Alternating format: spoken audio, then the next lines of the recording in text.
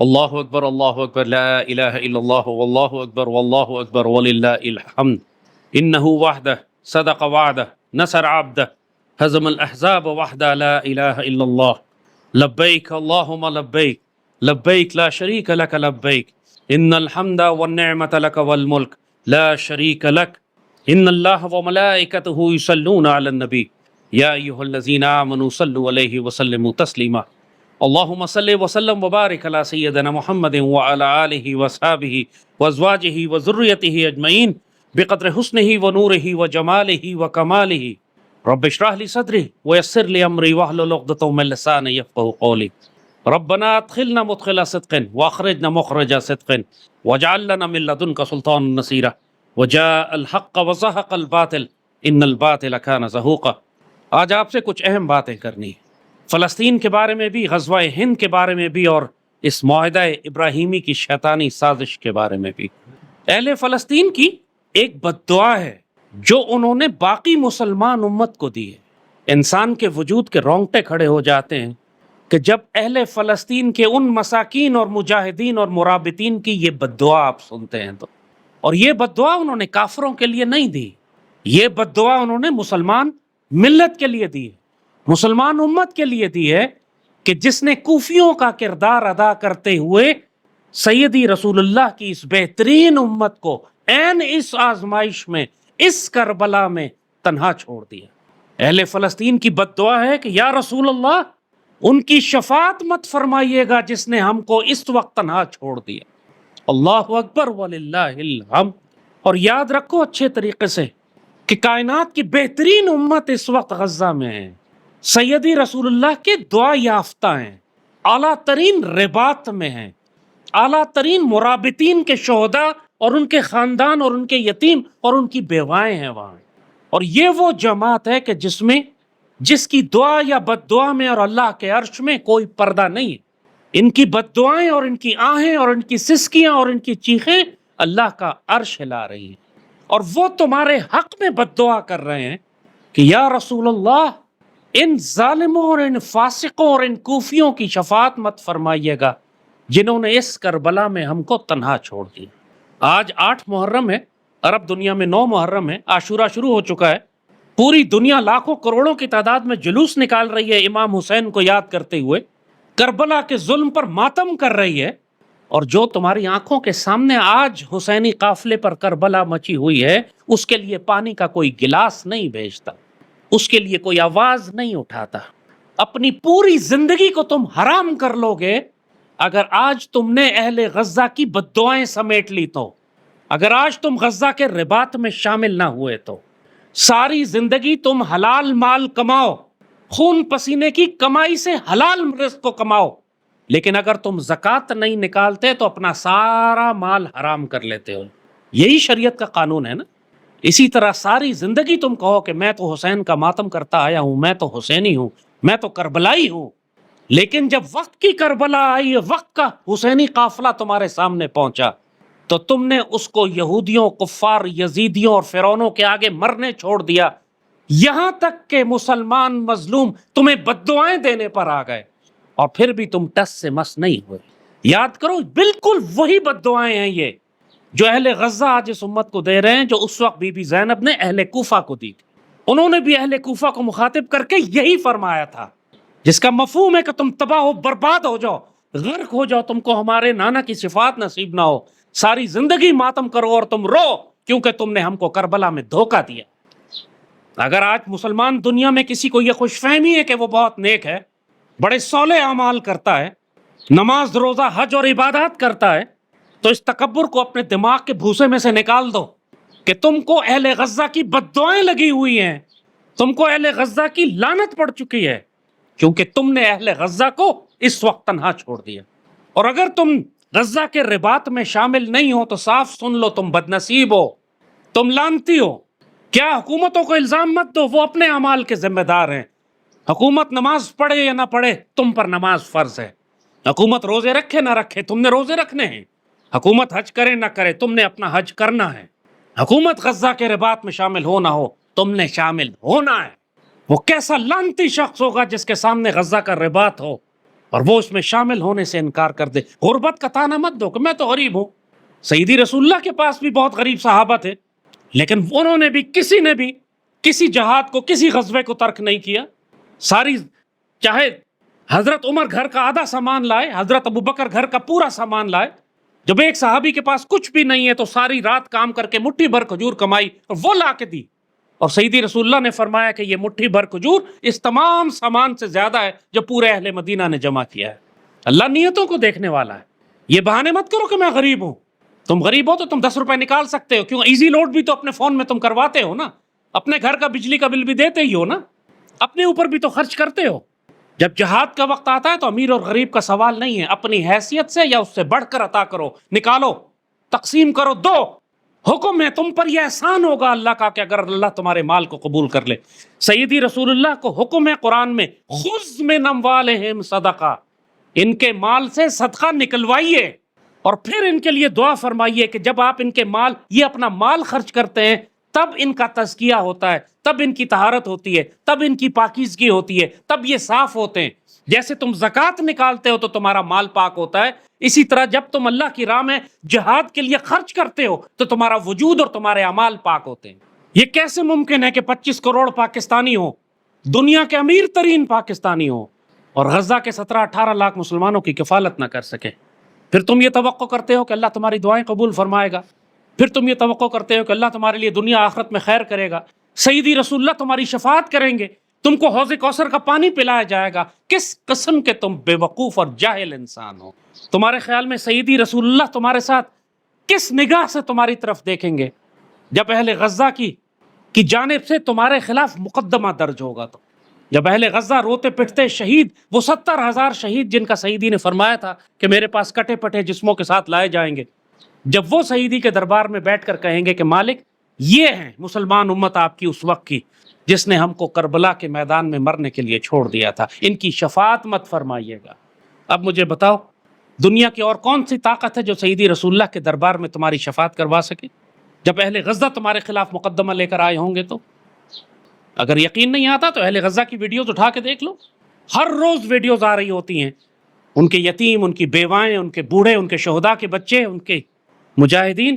یا رسول اللہ ان کی شفاعت مت فرمائیے گا جس نے آج ہمیں تنہا چھوڑ دیا.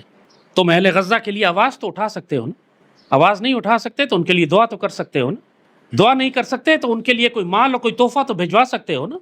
اگر تم خود نہیں جا سکتے، سیدی کو معلوم تھا کہ ہر وقت مسلمان خود فلسطین نہیں جا سکیں گے، اسی لیے آپ نے فرمایا کہ اگر تم خود مسجد اقصیٰ نہ جا سکو تو اس کے چراغوں کے لیے تیل بھجوا دینا.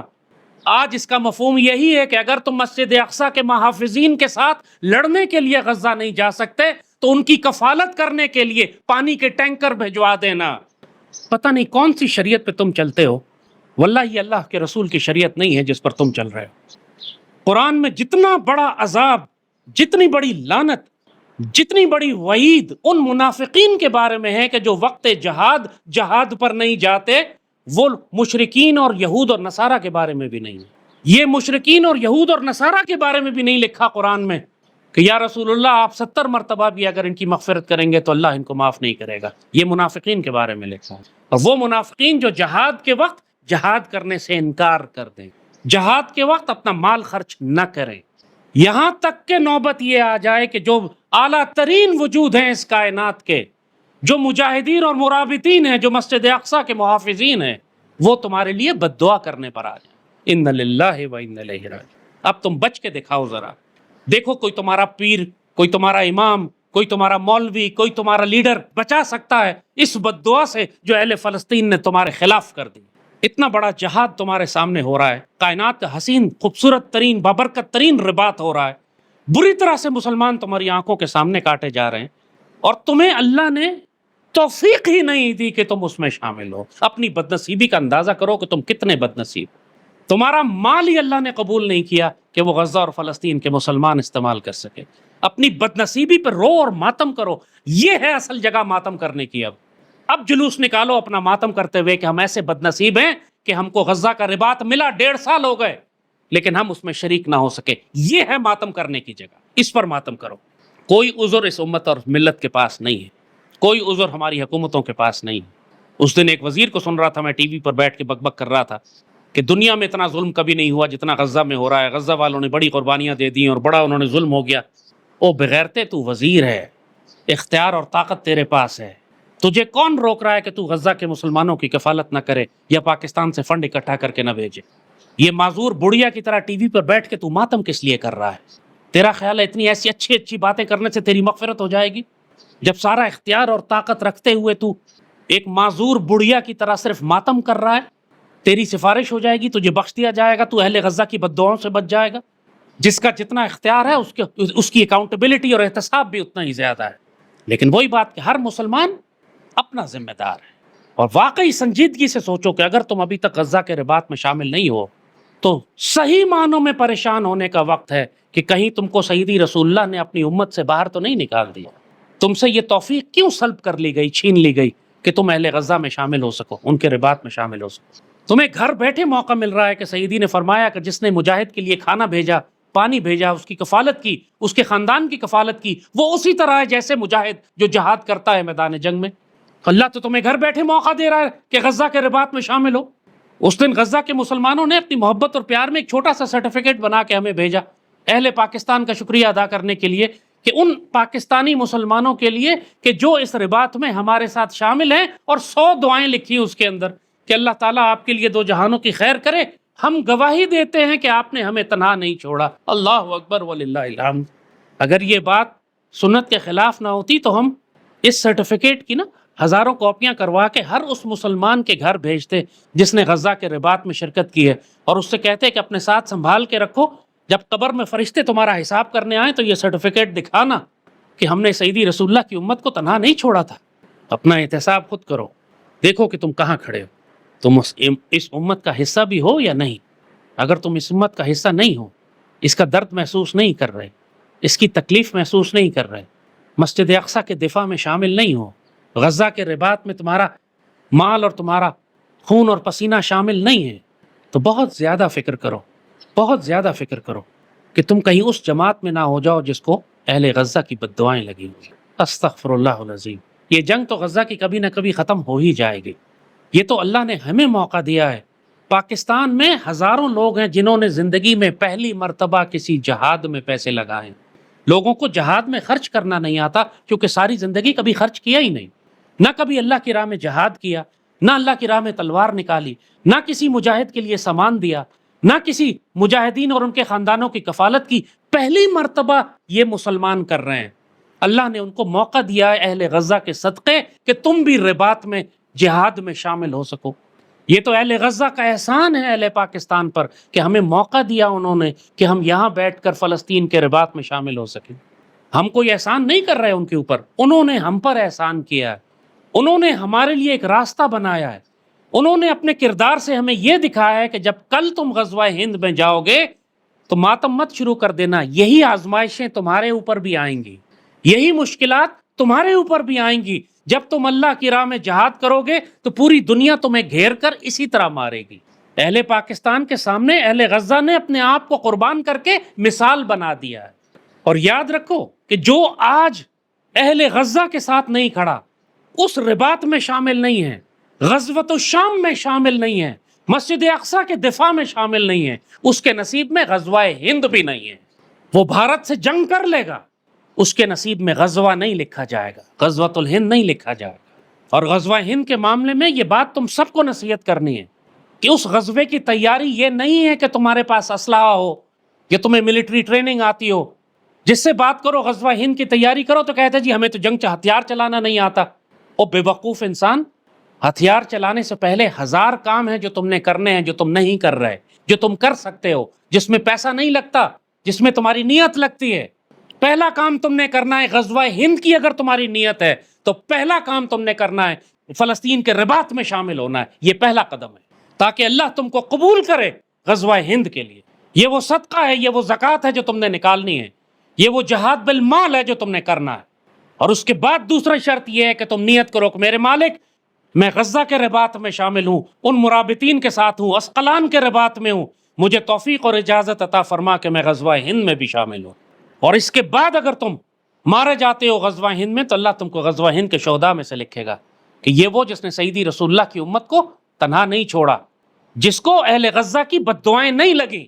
پہلے اپنے آپ کو اہل غزہ کی بد دعاؤں سے بچاؤ، کہ جو سیدی رسول اللہ کے دربار میں اللہ تعالیٰ کے حضور چیخ چیخ کر کہہ رہے ہیں کہ مالک ان کی شفاعت نہ کیجیے گا، ان کی مغفرت نہ کیجیے گا جنہوں نے ہمیں آج دھوکہ دیا۔ اور غزوہ ہند کے حوالے سے پاکستانی قوم کو ہم صاف کہتے ہیں کہ آپس میں معافی تلافی کر لو، جس کا قرضہ ادا کرنا ہے ادا کر دو، جس کی امانتیں دینی ہیں امانتیں لوٹا دو، جس کی وراثت پر تم بیٹھے ہو وہ وراثت اس کو ادا کر دو، جس کا حق تم نے مارا ہے وہ اس کو لوٹا دو۔ کسی کو کچھ نہیں معلوم کہ جو کچھ اب آنے والا ہے اس میں اس آگ اور خون کے طوفان سے تم گزر بھی سکو گے کہ نہیں۔ بہت بڑی آزمائش اس پاکستانی قوم پر آنے والی ہے، جس کا بہت بڑا حصہ سزا کے طور پر ہوگا۔ پہلے اس قوم کو سزا لگے گی، آگ اور خون کی بھٹی سے یہ گزارے جائیں گے، اس کے بعد جو بچ جائے گا اللہ اس کے نصیب میں وہ سعادتیں لکھے گا جو غزوہ ہند کی اس نے وعدہ کیا ہوا ہے ہم سے۔ اس پوری پاکستانی قوم کے نصیب میں غزوہ ہند نہیں ہے۔ یہ بدکار، یہ فاحش حکمران، بدکار اور جھوٹی پلیت ناپاک قوم، فرقوں، قومیتوں، لسانیتوں میں تقسیم، اللہ اس کے رسول سے باغی، فلسطین کے مسلمانوں کو تنہا چھوڑ دینے والے، ان کے نصیب میں غزوہ ہند کے وعدے اور مغفرت نہیں ہے۔ غزوہ ہند کے وعدے اور مغفرت ان کے لیے ہے کہ جو سیدی رسول اللہ کی امت کا حصہ ہیں، جو یہ نہیں کہتے کہ یہ فلسطین عربوں کا مسئلہ ہے، عرب اگر راضی ہو جاتے ہیں، کفار سے راضی ہو جاتے ہیں، یہودیوں کو تسلیم کر لیتے ہیں، ہمیں بھی کر لینا چاہیے۔ یہ بات منہ سے نکالنے والا مرتد ہے، یہ بات منہ سے نکالنے والا سیدی رسول اللہ کی امت کا حصہ نہیں ہے۔ یہی بات تم کو تسلی سے سمجھانی ہے۔ یہ جو طوفان مچایا ہوا ہے آج کل میڈیا پہ کمینے اور پلیت لوگوں نے، ماحول بنایا جا رہا ہے کہ معاہدہ ابراہیمی پہ دستخط کر دیے جائیں، اس کا مطلب بھی سمجھتے ہو کیا ہے؟ معاہدہ ابراہیمی سے کیا ہوگا کیا؟ کیوں اتنا پوری دنیا کا کفر مجبور کر رہا ہے تمہیں کہ اس پہ دستخط کرو؟ ماحول کیوں بنایا جا رہا ہے پوری دنیا میں؟ کیوں ڈونلڈ ٹرمپ کا دماد چیخ چیخ کر کہہ رہا ہے اپنے منہ سے کہ سعودی عرب، پاکستان اور انڈونیشیا اور مصر بھی اس میں شامل ہونے لگے؟ کیا پس پردہ سازش ہو رہی ہے؟ اس کا مطلب سمجھتے ہو؟ اس کا مطلب ہے کہ تم اسرائیل کی ناجائز ریاست کو تسلیم کر لو گے۔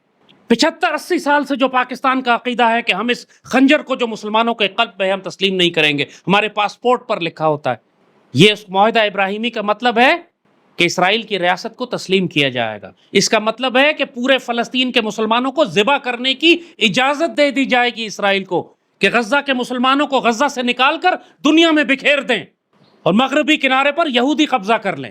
اس کا مطلب ہے معاہدہ ابراہیمی پہ دستخط کرنے کا کہ یہودیوں کو تم اجازت دو گے کہ مسجد اقصیٰ کو گرا کر تباہ کر دیں، اور تم یہودیوں کو اجازت دو گے کہ وہ معبد سلیمانی کو ٹیمپل آف سولومن بنائے وہاں پر۔ یہ مطلب ہے معاہدہ ابراہیمی کا۔ وہ کوئی امن اور آشتی اور محبت اور پیار کا کوئی دین ابراہیمی کے اوپر سب مل کر چلنے کے اور آپس میں ساتھ رہنے کا معاہدہ نہیں ہے۔ اس کا مطلب ہے کہ تم اسرائیل کو تسلیم کرو گے، فلسطینیوں کو ذبح کرو گے، مسجد اقصیٰ کو گراؤ گے اور وہاں ہیکل سلیمانی بناؤ گے۔ یہ ہے اس کا مطلب۔ کیوں پاکستان، پوری دنیا میں پاکستان خاص طور پر اس کے بڑے بڑے مولوی جو ہر بات پہ جلوس نکال کر سڑکوں پہ آ جاتے ہیں، ابھی تک خاموش کیوں ہیں اس کے اوپر؟ یہ ڈگڈگی والے اور یہ چابی والے ڈرامے جو ہر طرف سڑکوں پہ گھومتے رہتے ہیں، وہ کیوں نہیں نکلے ابھی تک؟ اس پر کیوں نہیں بات کی؟ ابھی تک کیوں نہیں آواز اٹھائی اس کے اوپر؟ کیوں مسجد اقصیٰ تمہاری پرابلم نہیں ہے کیا؟ کیا اگر عربوں نے، سعودی عرب نے، متحدہ امارات نے، انہوں نے تو کشمیر کو بھارت کا حصہ تسلیم کر لیا؟ اگر تمہاری یہی دلیل ہے کہ عربوں نے مسجد اقصیٰ کو اور یہودیوں کو اور اسرائیل کو تسلیم کر لیا ہے تو ہمیں پاکستان کو کیا پرابلم ہے؟ تو پھر کشمیر کے معاملے میں بھی تم یہی موقف رکھو کہ عربوں نے تو کشمیر کو بھارت کا حصہ تسلیم کر لیا، تو تم بھی اپنا موقف تبدیل کر لو کہ ہمیں کیا پرابلم ہے۔ یہاں کیوں تم عربوں سے الگ جا رہے ہو؟ کیا مسجد اقصیٰ صرف عربوں کا قبلہ اول ہے یا مسلمانوں کا قبلہ اول ہے؟ کیا ہم اس لیے مسلمان ہیں کہ سعودی عرب والے مسلمان ہیں، یا ہم اس لیے مسلمان ہیں کہ ہمیں سیدی رسول اللہ سے پیار ہے؟ اگر یہ عرب اور مصری اور امارات والے مرتد ہو جائیں گے تم بھی مرتد ہو جاؤ گے، یہ دین چھوڑ دیں گے تم بھی دین چھوڑ دو گے کہ جی اسلام تو عربوں کے پاس آیا تھا، وہ مرتد ہو گئے تو ہم بھی مرتد ہو جاتے ہیں۔ کس قسم کے بے غیرت ہو تم یار! کیا ہم کو اسرائیل سے خطرہ نہیں ہے؟ کیا ہماری اسرائیل سے جنگ نہیں ہے؟ کیا اسرائیل پاکستان کو ختم نہیں کرنا چاہتا؟ اگر تمہیں مسجد اقصیٰ قبلہ اول پر ایمان نہیں ہے، تم مسلمان امت کا حصہ نہیں ہو، اگر تم صرف نیشنلسٹ ہو، تمہیں سیدی رسول اللہ کی امت سے کوئی تعلق اور پیار نہیں ہے، تمہیں نظریہ پاکستان کا کچھ نہیں معلوم، تم اقبال اور قائد کے عقیدے کو نہیں مانتے جو مسجد اقصیٰ اور فلسطین اور یہود کے بارے میں ان کا تھا، تو کم از کم اتنا تو مانتے ہو کہ یہ یہودی اور ہندو مشرک مل کر پاکستان تباہ کرنا چاہتے ہیں، اور اگر ان کو تم نے پاکستان کے اندر رسائی دے دی، ان کا سفارت خانہ کھول دیا، تو وہ ہر ممکن سازش کر کے اتنا سانپ اور بچھو بکھیریں گے پورے پاکستان میں کہ تم کو سمجھ نہیں آئے گی کہ تمہارے ساتھ ہوا کیا۔ ابھی جبکہ اسرائیل کا سفارت خانہ نہیں ہے تو گلی گلی میں یہودی ایجنٹ گھوم رہے ہیں۔ سوچو اگر تم سفارت خانہ کھول دیتے ہو تو پھر پاکستان ویسے ہی نعوذ باللہ ختم ہو جائے گا۔ پاکستان ایک جغرافیہ کا نام تو نہیں ہے، پاکستان تو ایک نظریہ اور ایک عقیدے کا نام ہے۔ تم نظریہ پاکستان ختم کر دو، پاکستان ختم ہو گیا۔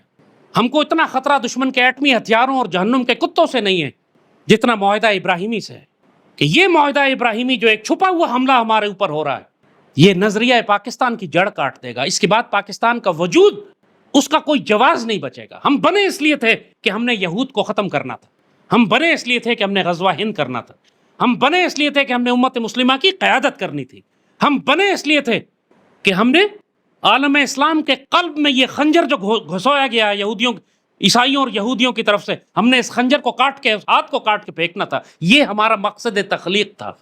اگر ہم اس مقصد تخلیق، اپنی تخلیق کے مقصد کو، اپنی تعمیر کے مقصد کو بھلا کر اس ناجائز یہودی ریاست کو قبول کر لیتے ہیں، ان کو اجازت دیتے ہیں کہ مسجد اقصیٰ کو گرا دیں، ان کو اجازت دیتے ہیں کہ فلسطین کے مسلمانوں کو ذبح کریں، پھر پاکستان کے ہونے کا کوئی جواز نہیں ہے۔ اللہ پاکستان کو چھوڑے گا نہیں۔ پھر تمہاری بقا اس میں ہے کہ تم نے جو وعدے اللہ سے کیے تھے ان پر قائم رہو، منافقت اور خیانت نہ کرنا۔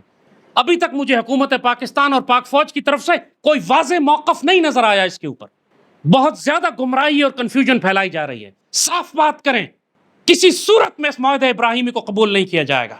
دائیں بائیں سے بونگیاں مروانے کے بجائے کبھی وزیر آ کے بک بک کر رہا ہے، ماحول بنا رہا ہے، کبھی کسی گروپ میں کہیں سے کوئی خبر چلائی جا رہی ہے۔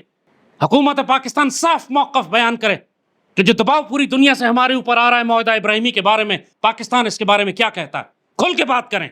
یہ کنفیوژن اس وقت اس موقع پہ خطرناک ہے، اور اگر کسی پاکستانی حاکم نے یہ کوشش بھی کی تو پھر ہم اس کو وہی بد دعا دیتے ہیں جو سیدی رسول اللہ کی امت نے ان منافقوں کے بارے میں دی ہے کہ جنہوں نے غزہ کو تنہا چھوڑ دیا ہے۔ اہل غزہ جو کہتے ہیں یا رسول اللہ ان کی شفاعت مت فرمائیے گا، یا رسول اللہ ان تمام پاکستانی حکمرانوں کی شفاعت مت فرمائیے گا جو سیدی رسول اللہ کی امت اور فلسطین کے مسلمانوں کے خون سے خیانت اور غداری کر کے معاہدہ ابراہیمی کو دستخط کرنے کے لیے ماحول بنا رہے ہیں۔